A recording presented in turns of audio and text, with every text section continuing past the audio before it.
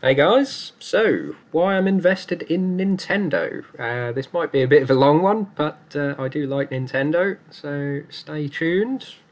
So it's a $64 billion company, has been doing quite well over the last few months, considering sort of the downturn in a lot of stocks, and I think that's because gaming just sort of doesn't really have a downturn, really. People have been sort of buying the games, buying the consoles throughout sort of the last few years, and even their sort of new, well, the Nintendo Switch console came out in 2017, and it's still going strong.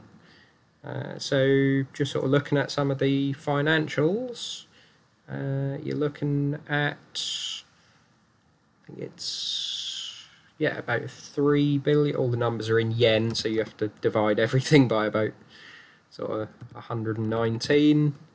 So yeah, you're looking at nearly $4 billion in net profit, and yeah, $63 billion market cap. So that's pretty good, but you also have to remember the crazy cash position that they always hold.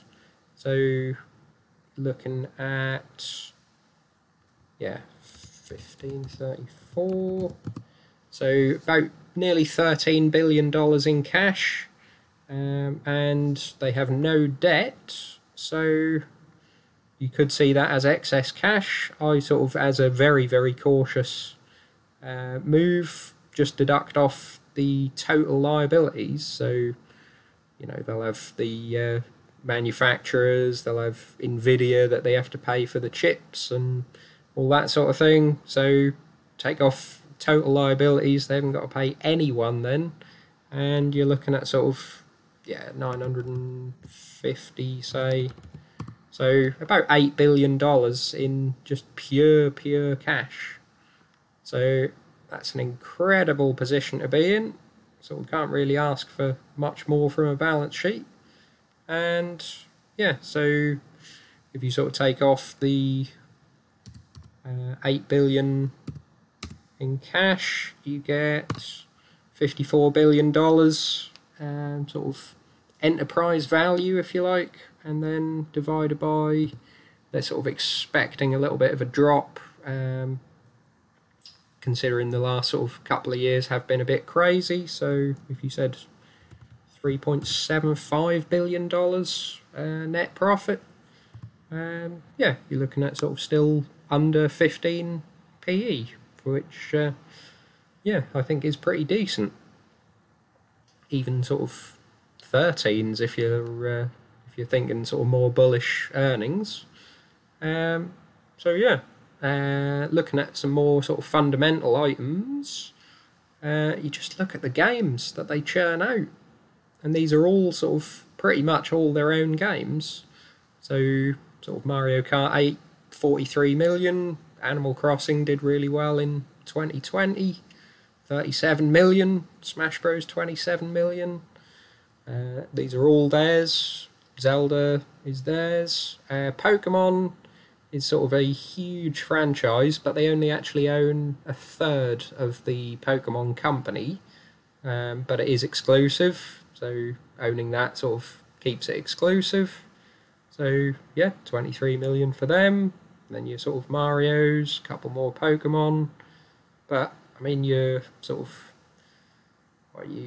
top 20 games, which are largely theirs, over 5 million in sales. Which, if you sort of compare to other consoles have sort of a lot more in third-party games. So the Xbox One, I won't put the Xbox Series X in because it's too new, haven't really got enough data, but this is sort of the life of the Xbox One since 2013. It's not quite up to date with the sort of most recent figures, but it's sort of relatively up to date. I think they're saying, yeah, April 2017, so that's sort of not really up to date, but where I've been looking elsewhere, these figures don't seem to have gone up all that much. But yeah, the sort of largely third-party games you look at on sort of the top 10, and obviously, you know, the top one is only 8 million. You've got Halo 5 on the Xbox One as an exclusive. And then sort of Minecraft, Microsoft own it, but it's not an exclusive. And Forza Horizon 3, I expect Forza Horizon 4 did a little bit better. And that's not on there, but it's sort of not even comparing really to those Switch numbers. And if you look at the PS4, it's done a little bit better. They're not showing, they don't seem to be showing a great deal of the third-party games as well. So there's no Call of Duty, that sort of thing on there. No FIFA, from what I'm seeing. Got FIFA 17 on there, but yeah, this is sort of showing largely the first-party games. So part of the reason why I'm invested in Sony. So you got sort of God of War, nearly 20 million, Uncharted 4, 16, Witcher isn't theirs, Battlefront isn't theirs, Final Fantasy 7 Remake isn't theirs, but yeah, they're doing sort of really well, and then they get sort of obviously a lot of money for the third-party games like your Call of Duties and your FIFAs and that sort of thing, which obviously the Switch get a lot less of. So you've got things like Monster Hunter, that's a third-party game, but yeah, there isn't a huge amount really. It's largely their games, but yeah, when you're getting these sort of numbers, you can afford to sort of have largely your own games. So yeah, I like the sort of hardware and software combination that they have, really, where things like the Xbox is sort of really just selling third-party games on a console, and sort of everyone's getting excited about Game Pass, the sort of Netflix-style Netflix for games. But yeah, there you go. You can't buy Xbox stock, obviously. You have to only buy Microsoft. Looking at the hardware sales as well, so obviously you get large spikes up every Christmas, but sort of over the long term, this is since the Switch sort of came out, it's fairly consistent really. This is sort of the 2020 when everyone was buying a Switch because they were locked down. But yeah, if you sort of take just the time that the new consoles have come out even, so that Christmas Switch even had a higher spike than Xbox Series and PS5, and then it's sort of been on the blue line there consistently above both consoles, and sort of even in the down periods now, it's in the sort of early first quarters it's still outselling it. So pretty decent numbers, I thought, and good to see that, you know, everyone was saying if you're a gamer, everyone was sort of thinking the new consoles would be sort of obviously far better graphics and people would just lose interest in the Switch. But they sort of introduced their Switch Lite, the sort of smaller handheld only, and that's sort of adding to sales as well. And yeah, they seem to be doing pretty well. They introduced the OLED screen model, which is a sort of a slight upgrade. I think they were sort of trying to get out probably a Pro with a better chip, but then sort of the chip shortage, I think, has probably halted that. But we may see something next year, maybe, I would expect. So next thing is sort of kind of a big thing. Super Nintendo World, I think they call it, or Super Nintendo Land. The physical theme parks. So they've got one open now in Japan. They've got one opening in Universal Studios Hollywood next year, and then one in Singapore and one in Florida in 2025. So these are sort of for Nintendo a royalty stream. They don't operate the parks themselves. They're operated by Universal Studios, so owned by Comcast, I guess. And then obviously they'll pay Nintendo a sort of licensing royalty for using the IP. But then also obviously what Nintendo get is sort of little kiddies running around here, and I mean it's a bit sort of, as you can see, sensory overload. Is sort of a hell of a lot of Nintendo all in your face at once. But presumably the kids are going to want to go home and sort of beg mummy and daddy for all sorts of merchandise. So they could gain a hell of an amount in merchandise, and then obviously sort of playing the games as well. Maybe this could be sort of their introduction to getting a Switch, or a Switch Lite maybe, and sort of get them on, sort of not get them hooked early, but yeah, pretty much sort of getting them interested in Nintendo sort of from an early age. So I thought that was pretty good. Another thing is they're not afraid to sort of keep pushing on the mobile games.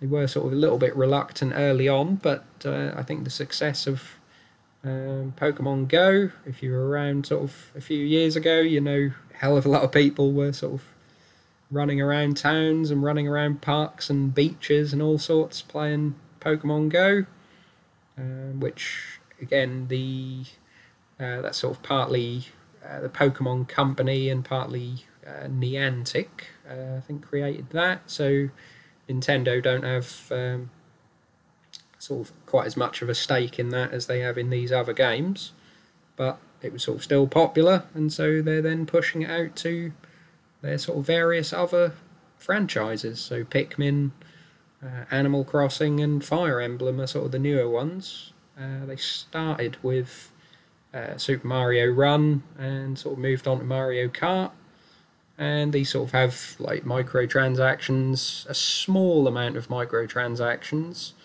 I think Mario Run is sort of essentially a pay once and you unlock the bulk of the game. They're saying, Nintendo have been saying that they don't really want to be hitting people too much for microtransactions. They would rather sort of charge a reasonable but relatively low price and sort of have you get into the games if these are your first sort of foray into Nintendo games, and then you would move on to sort of potentially getting a Switch and buying the proper games for £50 each. So they sort of see that rather than sort of trying to nickel and dime you with microtransactions, which, to be honest, Pokemon Go kind of does do. I don't think Nintendo are all that happy about it, but yeah, they sort of hit you for little microtransactions all the time. But yeah, good to see they're going for sort of mobile games. Another thing, again, they're sort of still being adventurous. They always have been a little bit adventurous. They sort of have they've had VR and that sort of thing in the past that sort of hasn't done too well, and they'll sort of, obviously, things like the Wii and the Switch even really are sort of adventurous, but yeah, they sort of have this part physical, part game Mario Kart Home Circuit.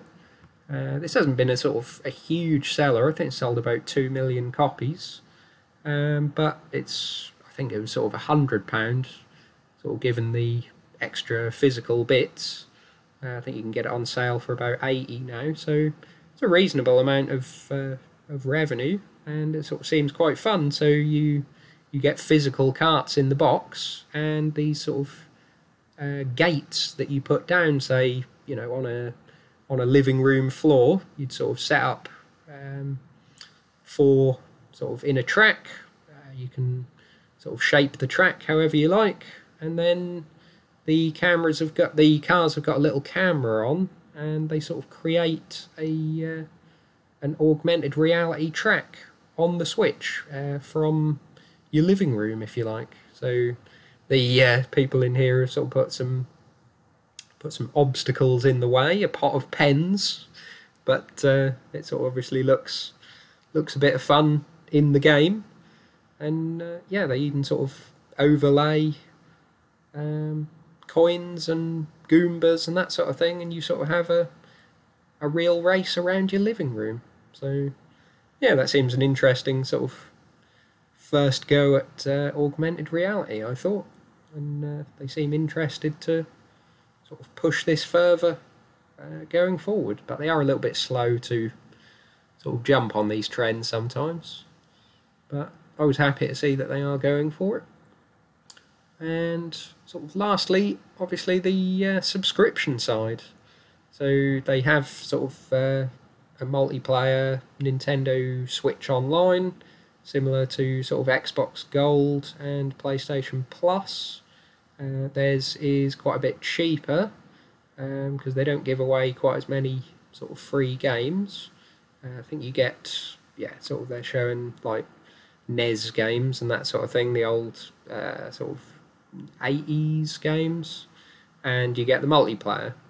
And that's £18 a year, or if you have it on monthly, then I mean you're crazy. Quite frankly, it's about £40, which is more than the sort of upgraded bundle that they do. So they've introduced what they call an expansion pack, where you originally got just Nintendo 64 games and Mega Drive games. But they've also now introduced they've done a huge update to Mario Kart 8 Deluxe and Animal Crossing, and they're sort of saying, I think you can buy it individually, but they're also saying you get it for free if you have the expansion pack for Switch Online. So yeah, doesn't seem the worst deal really. It's not the revenue stream that Microsoft get out of Game Pass, being that's £11 a month, where this is, if you pay for 12 months, then it's £3 a month, just under £3 a month. But then I would imagine they don't do quite as many offers. Like I just got offered 1 month's Xbox Game Pass for £1, and I've had 3 months for £1 twice in the last year. So Xbox, Microsoft being very generous to the point that you are potentially losing money. I've just actually played Halo Infinite on the Xbox One for £1 because they put it on there day one, and I got a month for £1. So it's a game that I might have bought, and they've given it away essentially, where as a stockholder in Nintendo, you're kind of happy that they really don't give away a great deal at all. I can't imagine you seeing, a month for £1 or 3 months for £1 anytime soon. So yeah, they've supposedly got 32 million subscribers on Switch Online now. They won't say whether that's normal or expansion pack, I wouldn't have thought, because they're quite secretive on that. But yeah, 32 million subscribers, I thought that was pretty good. I think there's about 100 million Switch consoles out there, so fairly good rate. If you compare it to PlayStation Plus, they rapidly ramped up to 32 million, and then have steadily gone up and down, and end up about 48 million, which I think that's on about 122 million PS4s. And that'll be PS5s as well now. So yeah, it's comparable. So yeah, that's my overview of Nintendo. Really, a lot of bullish things going forward with the theme parks, and potentially more games, and probably an update to the console. Another update to the console I would expect next Christmas, maybe Christmas 23. Yeah, and great balance sheet and strong IP. So yeah, leave your leave your thoughts in the comments below, and like and subscribe. See you soon.